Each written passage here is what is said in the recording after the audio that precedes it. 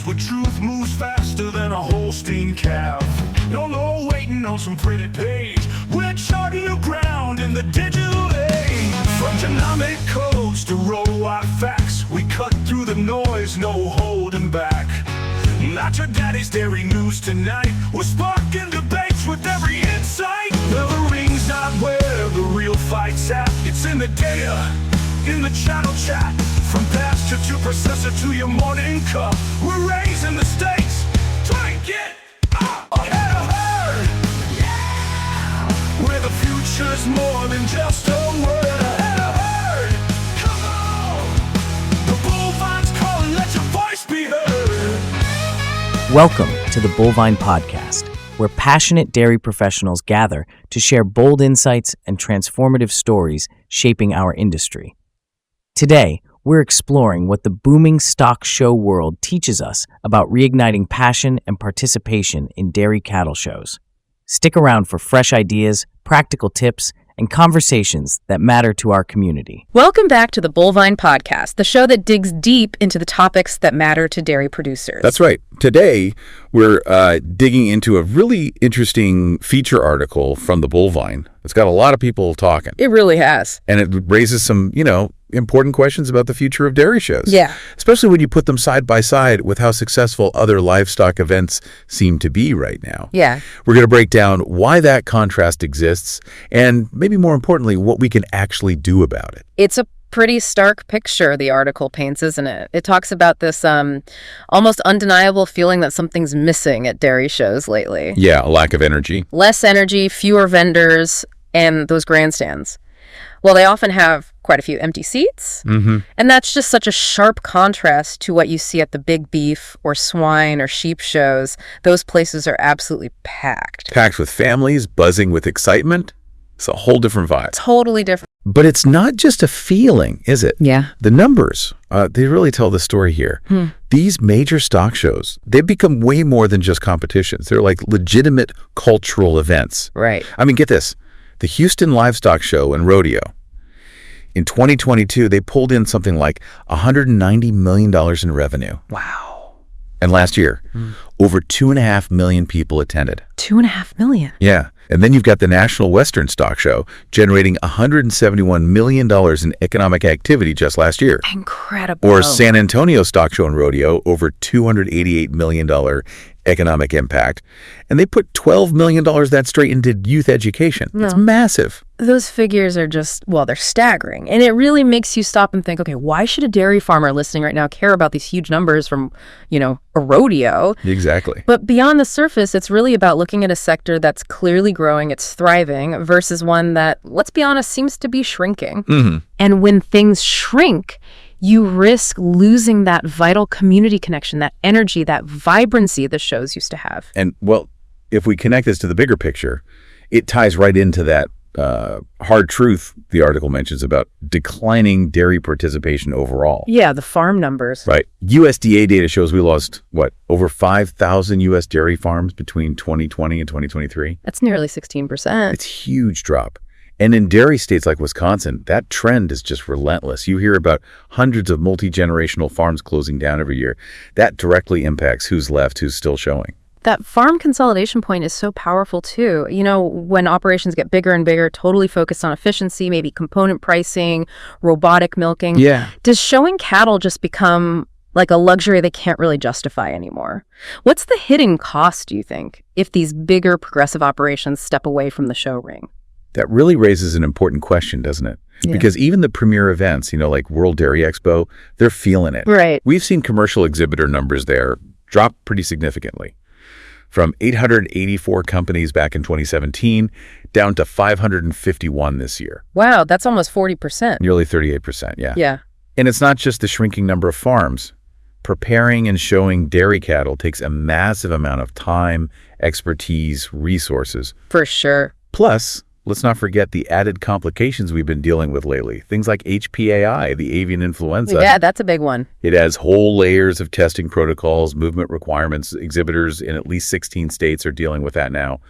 It's just another hurdle, another reason maybe not to participate. So putting it all together, if you are still actively showing cattle, you're basically competing in a shrinking arena.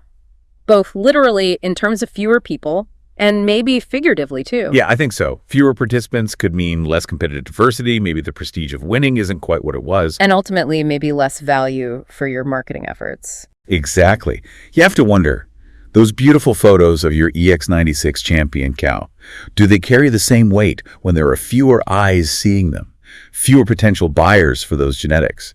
It's a sobering thought. Okay, so we've laid out the challenges facing dairy shows. It's a pretty stark picture, as we said. But let's shift gears. What about those thriving stock events, the ones packing the stands? What exactly are they doing differently that maybe dairy shows could learn from? Well, this is where it gets really interesting. What the article highlights is that these successful stock shows, they've really evolved beyond just, technical judging. Right. They've managed to create a much, much broader appeal. The key insight seems to be that they aren't just events for the insiders anymore. They're becoming community magnets. Okay. How so? Well, they weave together the livestock competition with things like big-name entertainment, interactive educational exhibits. They build these deep connections with urban and suburban folks. They bridge that farm-to-city gap really effectively. Like that Houston Rodeo example again. Exactly. It's a carnival, it's a concert series, and it's a livestock show, all rolled into one massive experience. That makes sense. And then there's the youth development aspect. The article really emphasizes these jackpot circuits. Oh, yeah. They're a game changer for the stock show world. Mm-hmm. These are, frequent, they're accessible, lower stakes events, perfect places for young exhibitors to just get in there, get experience, get feedback, learn. And we do have strong youth programs in dairy, like Dairy Bowl, Dairy Challenge. We do. They're excellent programs, Yeah. but maybe not quite that same accessible, frequent jackpot model. The article contrasts it a bit. Right. But the potential is there. Look at 4-H Canada, for example. They had over 17,000 members involved in 45,000 projects in 2022. Ontario saw 30% growth that year. Wow. So the youth interest definitely exists if we give them the right opportunities. Good point. And the final piece is transforming the events themselves into these comprehensive entertainment destinations.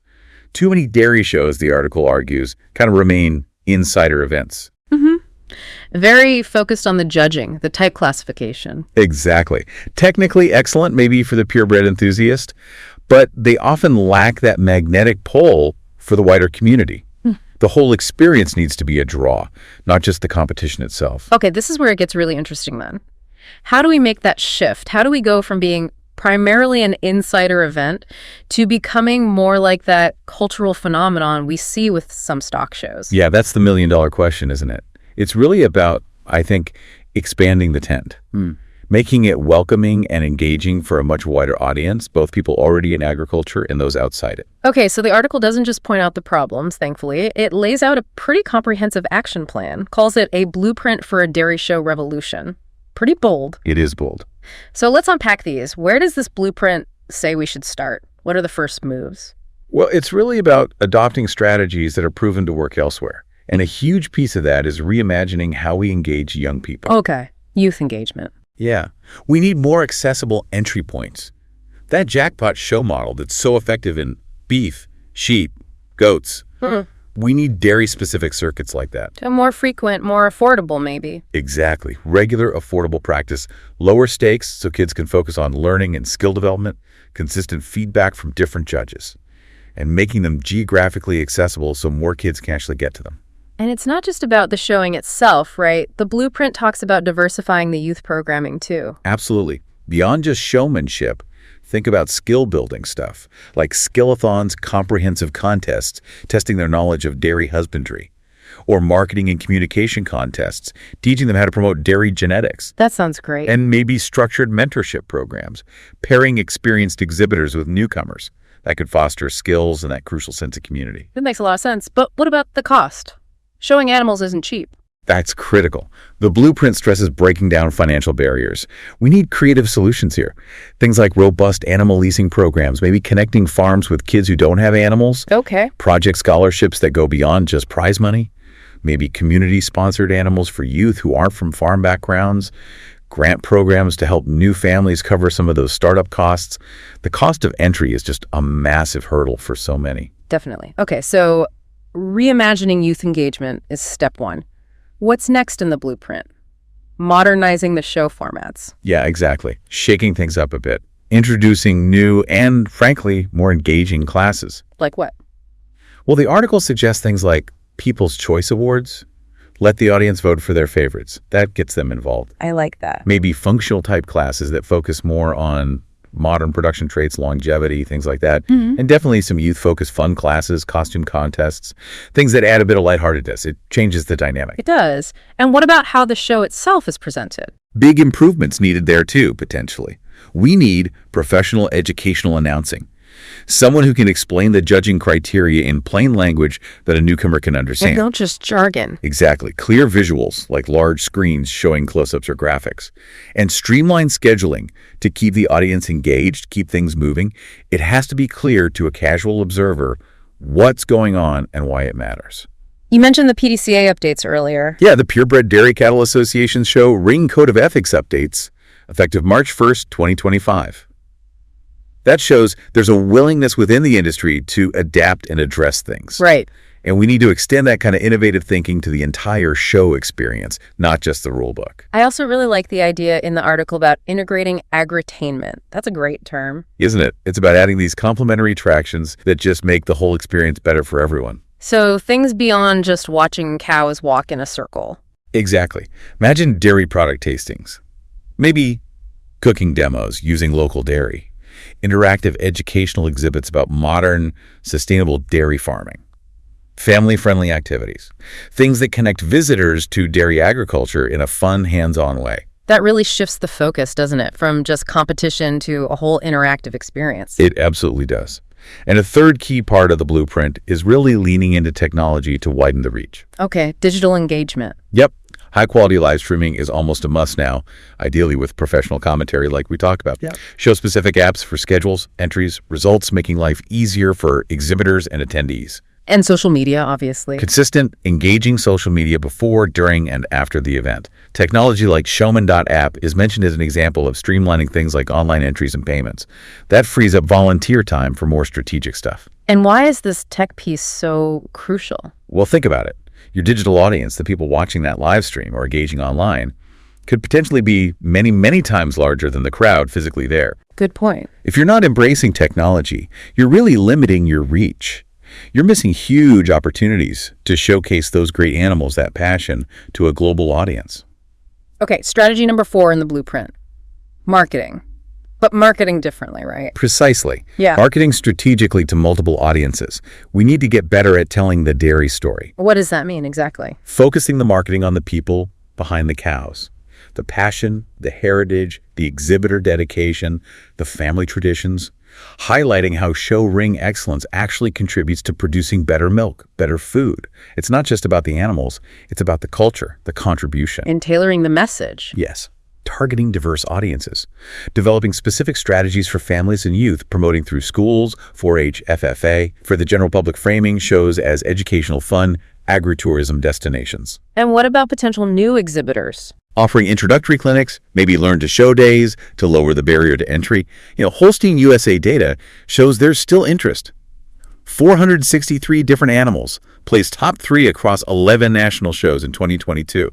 Right. And their 2024 convention drew over 700 people. So the core interest is there, but there's clearly a need and an opportunity for growth. Definitely. Okay, finally, the blueprint talks about enhancing the actual experience for exhibitors and spectators. What does that involve? It gets down to the basics sometimes. Facility comfort and accessibility. Is there adequate seating? Can people actually see? Good lighting, good audio, accessible restrooms and amenities, comfortable environments for the animals and the people. Makes sense. What else? Creating a welcoming atmosphere. Making events feel inviting, especially for newcomers. Providing clear explanations, celebrating participation just as much as winning, making people feel glad they came. And adding value beyond the show itself. Yeah, value-added activities.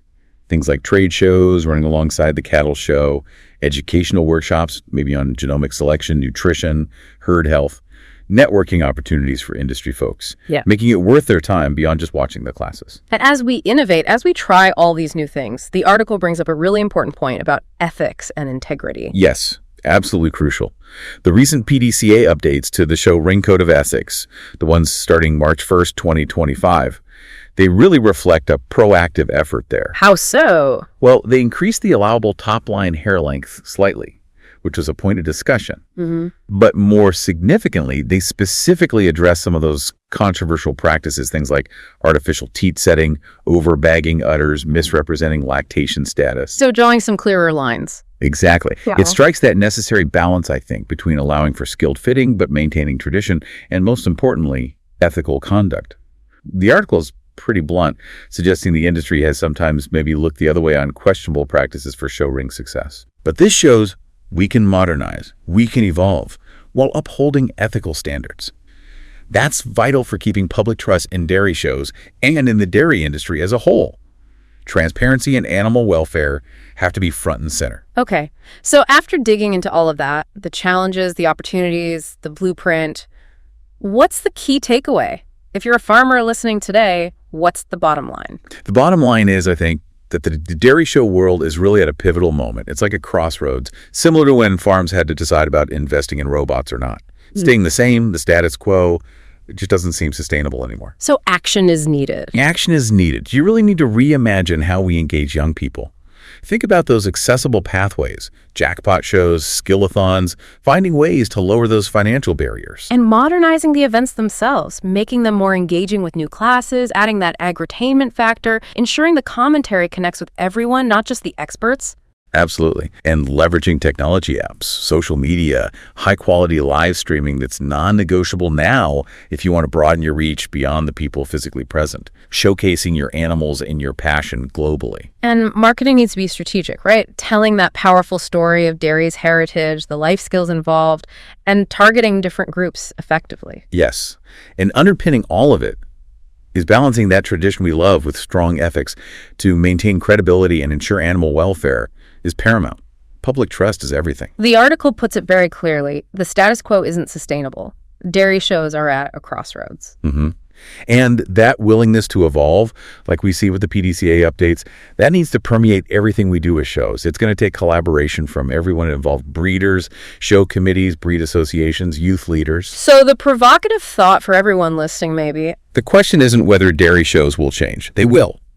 The real question is, will you be part of driving that change?